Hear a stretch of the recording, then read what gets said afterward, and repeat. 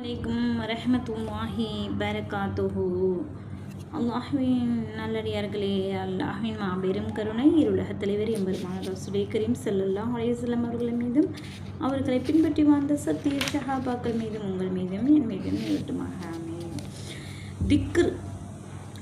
லா இலாஹா இல்லல்லாஹ், சுப்ஹானல்லாஹ், அல்ஹம்துலில்லாஹ், அல்லாஹு அக்பர், சுப்ஹானல்லாஹி வ பிஹம்திஹி, சுப்ஹானல்லாஹில் அலீம், லா ஹவுல வலா குவத்த இல்லா பில்லாஹில் அலியுல் அலீம்.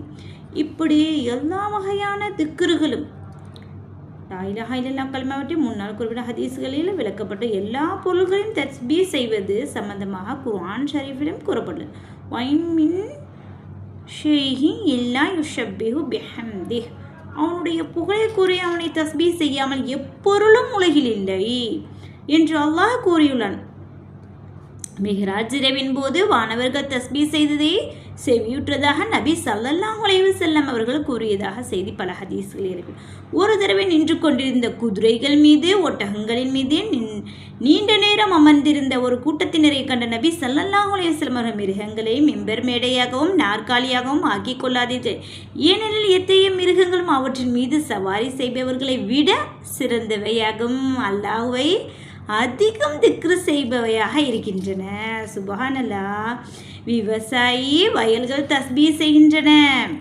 விவசாயம் செய்யக்கூடிய வயல்கள், அதன் நன்மைகள் அந்த வயலுடையவருக்கு கிடைக்கின்றது. சுப்ஹானல்லாஹ் என்று இப்னு அப்பாஸ் ரலியல்லாஹு அன்ஹு அவர்கள் கூறினார். ஒரு தடவை ரசூல் ஸல்லல்லாஹு அலைஹி வஸல்லம் அவர்கள் சமூகத்திற்கு ஒரு கோப்பையில் பேரித்தம் என்னும் உணவு கொண்டு வரப்பட்டது. அப்பொழுது நபி ஸல்லல்லாஹு அலைஹி வஸல்லம் இந்த உணவு தஸ்பீ செய்கின்றது என்று கூறினார்கள். அது தஸ்பீ செய்வதே தங்களுக்கு விளங்குகிறதா என ஒரு சஹாபி வினவிய போது ஆம் விளங்குகிறது என பதிலளித்தார்கள்.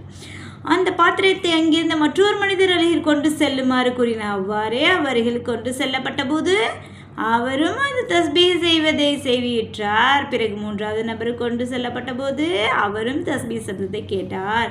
அப்பொழுது கூட்டத்திருந்த ஒரு அதனை கூட்டத்தில் உள்ள அனைவரும் கேட்கும்படியாக செய்ய வேண்டும் என கேட்டுக்கொண்டனர். அதுக்கு நபி ஸல்லல்லாஹு அலைஹி வஸல்லம் அவர்கள் இக்கூட்டத்தில் உள்ள எவருக்கேனும் இந்த தஸ்பீ கேட்க விட்டால் அவர் பாவம் செய்தார் என்று மற்றவர் அவரை பற்றி எண்ணக்கூடும் என பதிலளித்தார்கள். சுப்ஹானல்லாஹ்.